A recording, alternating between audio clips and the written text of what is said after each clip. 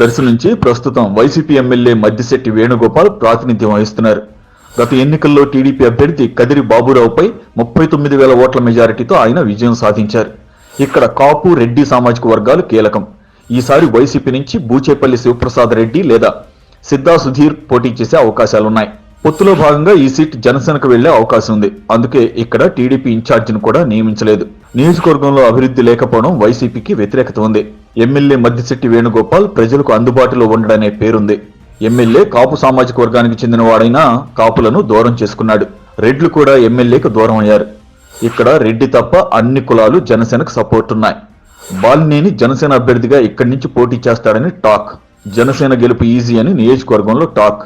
YCP అభ్యర్థి బూచేపల్లిపై వ్యతిరేకత ఎక్కువగా ఉంది. ప్రస్తుత సమీకరణాల దృష్ట్యా ఇక్కడ జనసేన గెలుపు ఫిక్స్ అనేది స్థానికుల అంచనా.